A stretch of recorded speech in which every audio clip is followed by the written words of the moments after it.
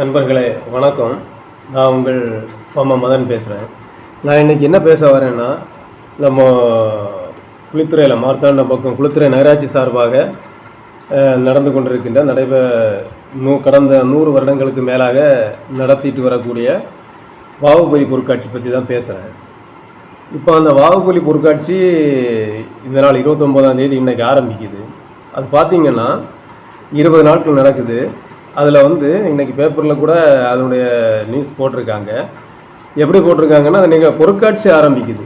அதை எஸ்பி வராங்க, சுற்றுலாத்துறை அமைச்சர் வராரு, இந்த நிகழ்ச்சியை தொடங்கி வைக்கிறாங்க அப்படின்னு போட்டு அதை இடையில ஒரு சின்ன எழுத்தில் போட்டிருக்காங்க. வருகிற 12ஆம் தேதி ஆடி அமாவாசை என்று முன்னோர்களுக்கு பலி தர்ப்பணம் கொடுப்பார்கள் அப்படின்னு போட்டு அதை முடிச்சிருக்காங்க.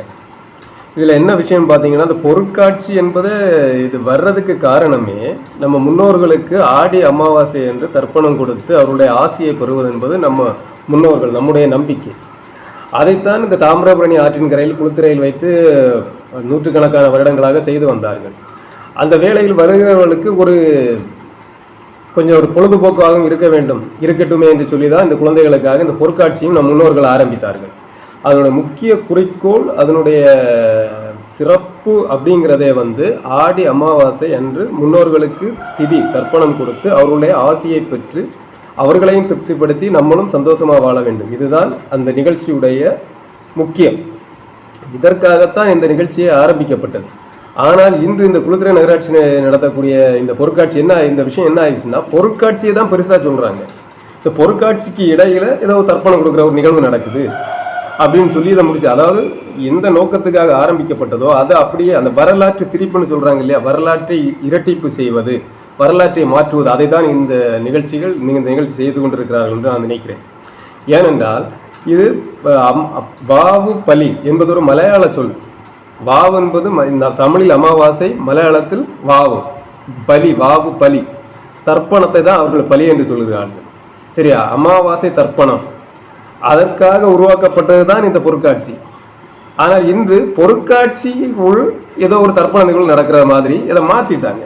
அதாவது இந்த நிகழ்ச்சி ஆரம்பிக்கும் போது சரி, அந்த நிகழ்ச்சியில் இது எதற்காக இந்த பொருட்காட்சி 101 வருடமாக நடந்துட்டு இருக்கு அப்படிங்கிறத பற்றி எந்த விளக்கமும் சொல்றதில்லை, ஒரு கருத்தரங்கு வைக்கிறதில்லை, ஒரு ஆன்மீக பெரியவர்களை அந்த மேடையில் அழைக்கிறதில்லை. நான் இன்னைக்கு பேப்பரை பார்த்தேன். அதில் எந்த ஆன்மீக பெரியவருடைய இதுவும் கிடையாது. எஸ்பி, நகராட்சி ஆணையர், அமைச்சர், அப்புறம் கவுன்சிலர்கள், இவங்க தான் வராங்க. இவங்களோட நோக்கம் என்ன? அப்போ நம்முடைய வரலாறு நிகழ்வை இரட்டிப்பு செய்து நம்முடைய அந்த கலாச்சார பண்பாடை அப்படியே மறக்கடிப்பது. இது வாகுபலி ஒரு பொருட்காட்சி மாதிரி, வெறும் பொருட்காட்சி, ஏதோ ஒரு பொழுதுபோக போய் கொண்டிருக்கிறோம். அது உண்மை அல்ல. உண்மை நாம் முன்னோர்களுக்கு தர்ப்பணம் கொடுத்து அவருடைய ஆசையை பெறுவது, அவர்களையும் நாம் திருப்திப்படுத்துவது, அந்த நோக்கத்துக்காகத்தான் இந்த பொருட்காட்சியை பொழுதுபோக்குக்காக கொண்டு வரப்பட்டது. இன்று அதனுடைய சுவடே இல்லாமல் நான் பொதுவாக இப்போ மட்டும் நான் 2-3 வருஷமாவே நான் பார்த்துட்டு தான் வரேன். அதனால தான் அந்த ஆதங்கமாக இந்த பதிவை இன்னைக்கு நான் போடுறேன். அந்த ஒரு ஆன்மீக நிகழ்வு மாதிரியே இது இருக்கவே செய்யாது. ஒரு பக்தி பாட்டு ஆரம்பத்தில் போடவே மாட்டாங்க. இப்போ ஆரம்பிக்கிற அன்னைக்கு நிகழ்ச்சியில் பக்தி பாட்டு போடவே மாட்டாங்க. யாருமே இந்த வாவுபலி என்றால் என்ன, எதற்காக இது ஆரம்பிக்கப்பட்டது என்ற விஷயங்களை மேடையில் பேசவே மாட்டார்கள். பொருட்காட்சி அது வந்திருக்கின்ற சிறப்பு அழைப்பாளர்களை வாழ்த்தி பேசுவது, பொருட்காட்சி இப்படி எப்படி சிறப்பாக நடைபெறுகிறது, இதை பற்றி தான் பேசுவார்கள், வரவு செலவு பார்ப்பார்கள்.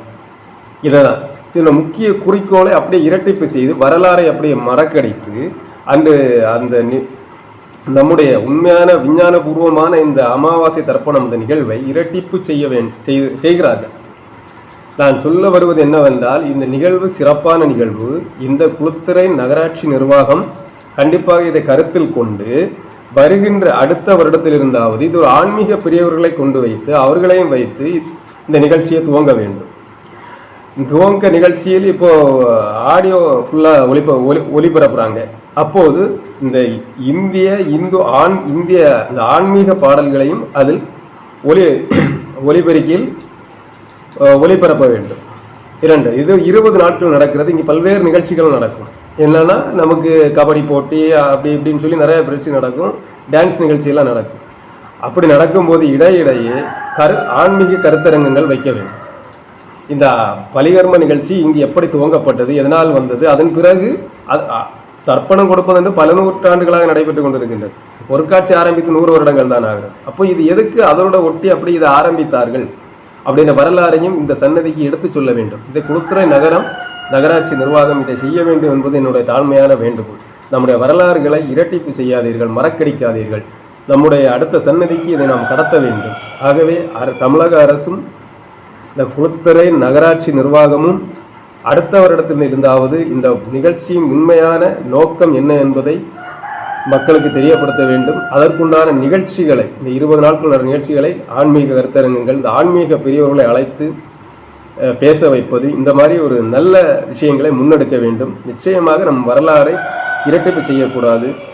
அது அழிந்து போவதற்கு நாம் உறுதுணையாக இருக்கக்கூடாது. வருங்கால சன்னதிகளுக்கு நாம் அதை உணர்த்த வேண்டும். நன்றி, வணக்கம்.